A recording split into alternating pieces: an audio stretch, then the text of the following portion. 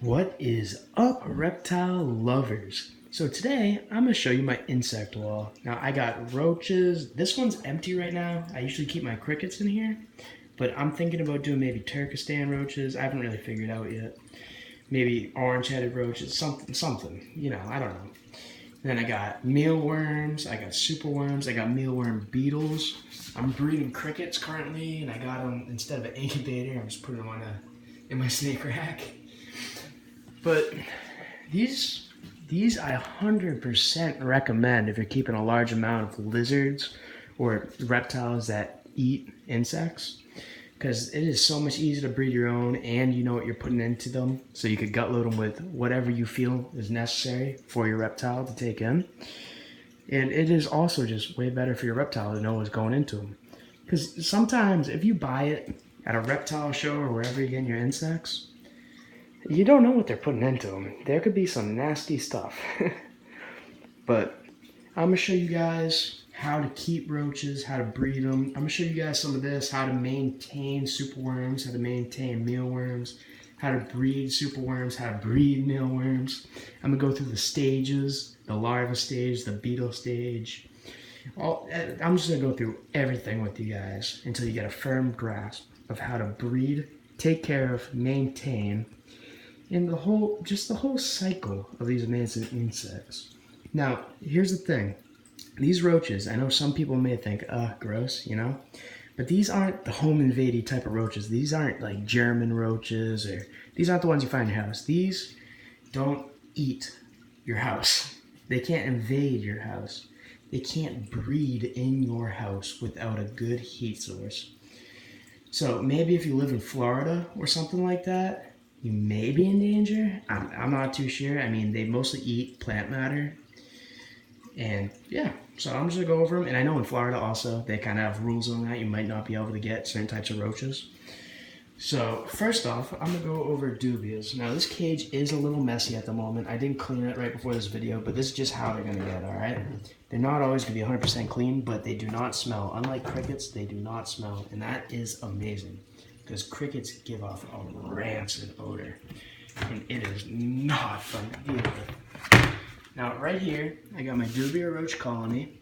I got probably a couple hundred roaches, and the first few, there's not a whole lot, but when it gets towards the heat pad, they kind of jumble up over near it. And I feed carrots, I feed apples, I'll feed collard greens. I feed a calcium protein type diet to them. I buy that store-bought. You could go on Amazon actually and get it for really cheap. Now, I've probably bred hundreds of these. To be honest, they're really prolific breeders. They're very easy and they're fun. Fun to breed. If you really want to get into breeding stuff, breed some roaches. Now, with these guys, as kind of a cleanup crew, I put my superworm beetles in there. You can see a couple of them back here. I got a nice amount of them. And the superworm beetles actually breed in here, and I get a nice amount of superworms from this. I'd say about 1,000 every few months. Now, with superworm beetles and roaches, they don't really hurt each other, but I have seen them go after a baby before. So I haven't really noticed much death, and if I did, I'd take them out, but I haven't noticed. So as of right now, I say they're fine. So, you know, do what you want with that.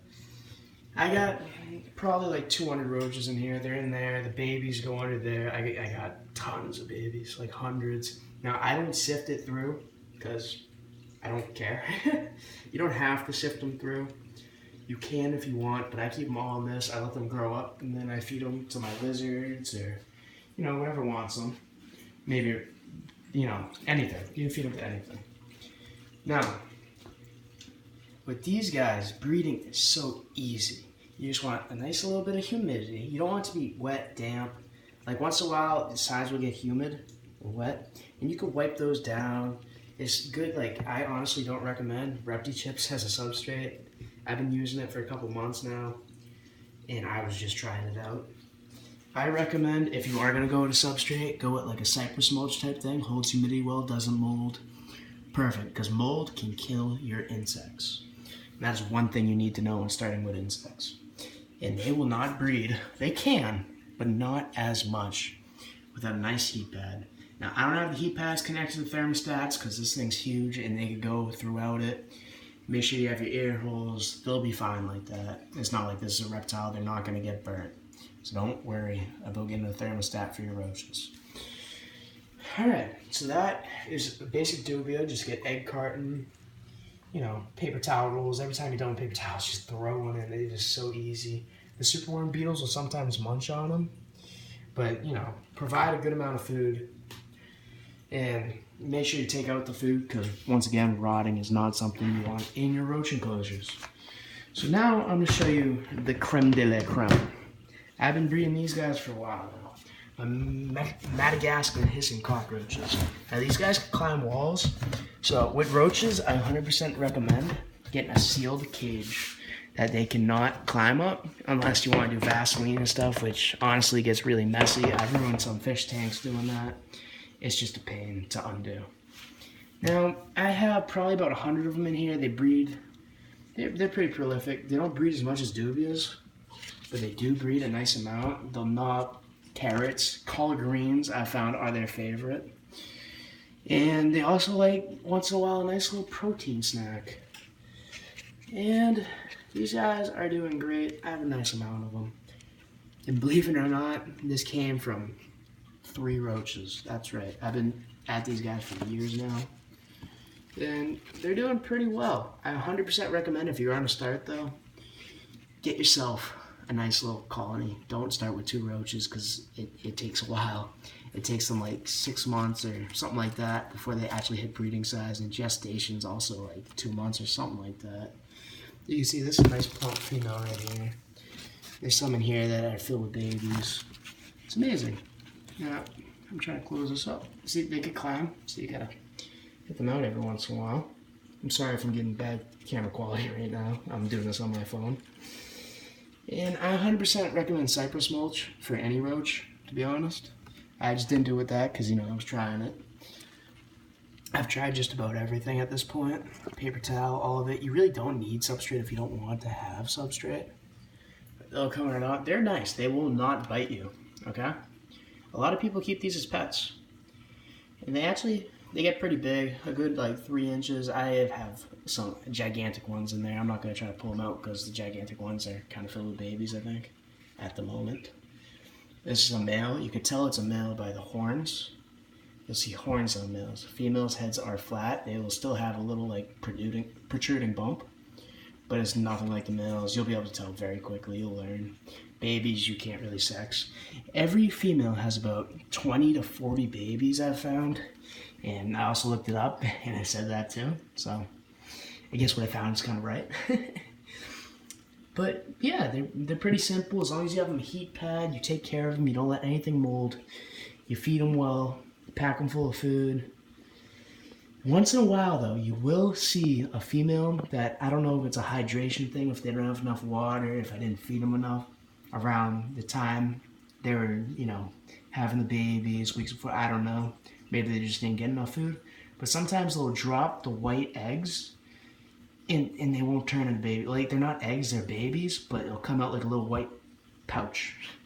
And they'll all slowly, like, you know, open. And it's weird. You'll see it. You'll see it. Like, it's really not that hard to see. As long as you pay attention to your roaches. It's pretty easy. Just get a heat pad. I got a heat pad on all my roaches. And just make sure you lock it up, because they climb up and they will always get out. Once I had a birth in here and I had like 30 babies all over the ground. I had to find them all. I did end up finding what I think was all of them. I never saw any dead ones, or I never saw any more, so I think I got them all. Now, I'm going to go over to the superworms and the mealworms now. But before that, actually, I'm going to go over some simple thing with crickets.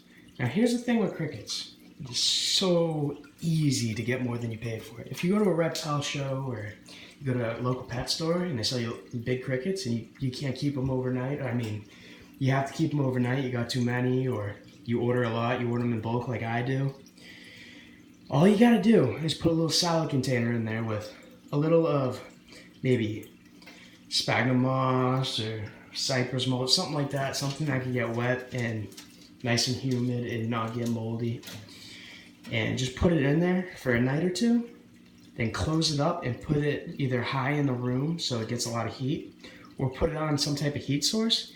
You'll get a couple thousand babies out of them. They're gonna come pregnant and they're gonna lay right when you get them in there, and they will lay in the substrate you put them on.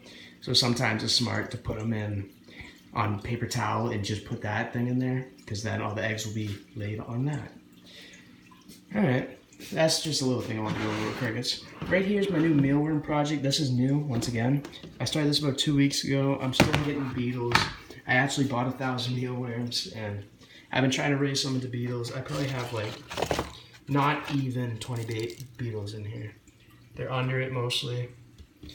And these are basically, like, I have bred them before, but I kind of got away from these until I got leopard geckos. Because, you know, you don't really want to feed the superworms to leopard geckos, unless it's like breeding season or whatnot. So these guys are really simple.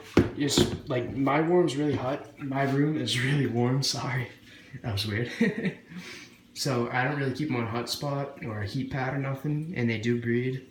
Well, these haven't bred, but my superworm beetles will breed, even though I have them on a heat pad. I've had them in other enclosures that were not in heat pads, and they bred, because this room at an ambience around 70, high 70s during the daytime. So it's really simple. It's so simple. You just got to get them in there and they will breed. It's hard to make them not breed, as long as you have the right requirements, you're feeding them. You're just taking good care of them, all right? And it won't come out in 1 second, because they do lay eggs, and it does take a little while for the eggs to hatch. So right now I'm going to show you what a regular mealworm looks like, and then I'm going to try to find a larva for you. So here's a bunch of mealworms. I'll feed them, well, like, I'll feed them the same stuff I told you earlier with the roaches. I don't really feed potatoes, but I hear they're not bad for them. So this is a regular mealworm. I'll pull it up for you. They're a lot smaller than superworms, like very small. For size comparison, I have kind of big hands. And that's how tiny they are. Just imagine one of the tiny tips of your finger, like your pinky finger. That's how long they are.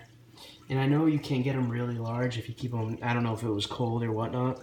I really do not remember, but I'm not trying to. And then they turn into this, a little larva stage. I'll always pull these out and put them in a container. I keep them up there in the heat, so they turn into beetles. At the top of the room, it gets a good 80, 81, 82 maybe, at an ambient. So, these guys will hatch within not even, about a week. It'll take about a week for these guys to turn into beetles, and the beetles will lay eggs. The eggs will turn into these, the mealworms, and the mealworms will turn to these, and these will turn to beetles. It's a whole cycle. Now, I'm just going to leave this in here right now. I'm going to pull it out later. I go through this all the time. Now, here's one more thing about the roaches. If you do want them to breed, you can't be messing with them all the time. You do have to leave them alone. You have to realize they're not going to breed if you're always sitting there breathing on them. I'm going to put this over here for now and go on to superworms. Now, superworms, they're honestly basically the same as mealworms. They just get much larger. They have the same cycle. They go from worm to the larva into beetle, beetle to egg, egg to worm, you know, the whole cycle. Now, these guys will eat a lot. So it's good to always offer them, you know, leafy greens, carrots, whatever you got on you. These will take down anything, but you want to make sure you gut load them with stuff that is healthy for your reptiles if you are feeding them off. Now, if you're not feeding them off and you're keeping them as pets, I guess you can feed them whatever you want. I really, you know, I don't see why you keep them as pets, but whatever. Now, you can keep a lot of them in a bin this size as long as you have a nice thick substrate. Like this goes like 3 inches, and they'll go down. I keep egg crate in here so they can go around it. I put some carrots in here. I literally had like 4 carrots in here, and they've already gone through 2 of them. There's 2 left. And it's good to water down your carrots, make sure there's no chemicals on them or nothing. You do want to buy organic and make sure beforehand, but once in a while, pesticides can get on your fruit. You have to be careful of that. Make sure you water it down, and that also gives everything water. Like, I do not use water cubes, and I've been keeping these, at least the Madagascan Histories for years, Dubia roach for about, I want to say about 9 months probably. And superworms, you know, since I keep reptiles, I've been keeping them forever. You do not need water crystals. That's honestly, like, it's not a gimmick, I don't want to say. because if you feed like only calcium or protein foods to them and you don't feed leafy greens, then you will have to use it. But if you feed a good amount of collards or carrots and you do water them down, they'll suck the water right off them. I do not get fatalities. They breed for me, my roaches, and I do not offer water crystals. Instead, leafy greens. It does the trick. That's all you need. It's unnecessary to do more than that. You just don't need to. Now, I do recommend varying the diet up a little bit because you do want to get a nice amount of different things in there that are good for your animals that you're feeding them to, once again. Superworms are nice because they'll plow through just about everything, but they're also not the best choice for your reptile. They're kind of hard in skeleton. They got a nice hard skeleton, and mostly skeleton. There's not a whole lot of meat to them, to be honest. Even though they're bigger than mealworms, mealworms have a better meat ratio. But if you do want to go into like a superfood for reptile, I recommend Dubias, because once you get into Madagascan Hizzers, you're not going to want to feed them off. You're going to want to keep them, breed them, and maybe sell them to a local pet store because they're worth some money. Good $3 a piece you could get. Now, that is just about it, I believe. I am looking for suggestions of new roaches or new breeding projects for, bugs. I want to get into hornworms possibly, but I know they're kind of tricky because they turn into moth. But, I don't know. I got a whole other container for a different roach species. I don't really want to know what I want to do yet. Orange heads, ivory roaches, I don't know. Leave a comment, leave a like, subscribe, please, and thank you.